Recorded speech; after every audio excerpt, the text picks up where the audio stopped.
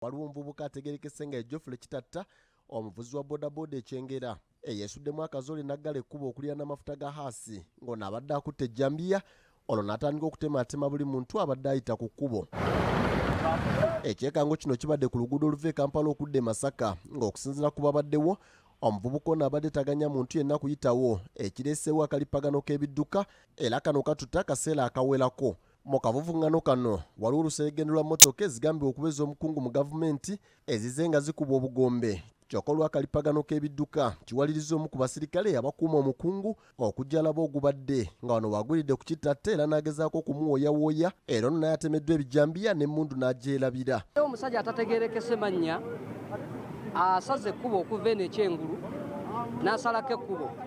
Kati olw'okusalako ekkubo abadde n'ejjambiya badde mu bijaketi abamu nga balowooza mulalu. Kati waliwo dabo kabini ebadde eva ku lw'e Masaka ng'eyingira Kampala.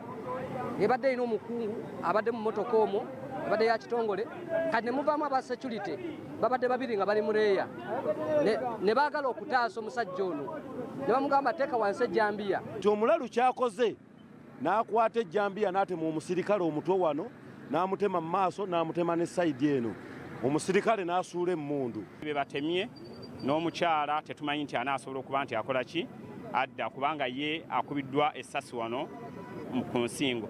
Abantu abalala babiri baddusiddwa mu ddwaliro lya CTC ekyengera nga biwala ttaka nga we tutuukiddewo ng'abasawo bali mu kulwana okulaba nga babajjanjaba ng'oluvannyuma bano babongeddeyo mu ddwaliro ekkulu ery'e Mulago okusobola okufuna obujjanjabi obusingawo. Ngenda kitema ensanga ne tulaba omwami ng'atadde ekibaawo mu kikubo kati mu kukissa ebbali abo bakisse bakitadde ebbali omusirikale w'amafuta n'atandika okwagala olwanagana naye kati amabbali wabaddewo omwami ng'ali muleeya n'ajjayo pisito n'owamafuta n'ajjayo tuwulidde masasi naye mbakebedde nensanga balina injuries amaanyi nnyo. Omu atemeddwa ku mumwa ndoze badde ejjambiya, omulala abadde n'ebiwundu ku mukono nga yagamba akubiddwa masasi naye sisobodde kufuna details zisingaku awo olw'embeera gye babaddemu nga tulina okubataasa.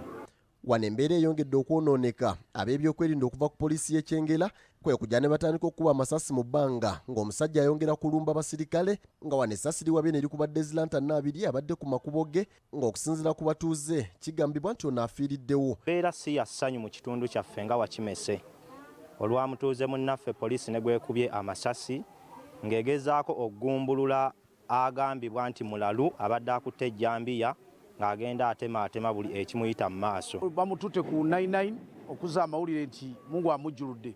Kubira omulanga abavubuka okuva ku biyagayaga. Biyagayaga si bintu birungi nnyo. Buli kintu kyolaba nga kikuteeka mu mbeera ejja okukozesa ekintu nga totegedde. Wejjuse nti abannabadde ntamidde, bannabadde nywedde enjago, bannabadde ki kibi nnyo nnyo ekintu ekyo. Tutuseeko mu maka ga zilantana abiri gye tusanze nga bali mu biranga na biwoobe era ng'okusinziira ku poliisi batandise okunoonyereza ekivuddeko embeera eno.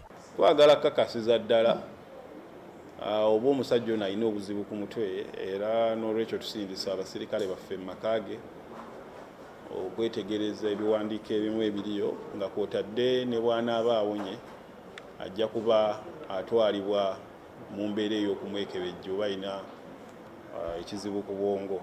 So essaawa zino tumuguddeko emisango omuli ettemu n'okugezaako okutta abantu. Ssesanga Batene Shafik Galuwango, BBS Telefayina, Ekyengera.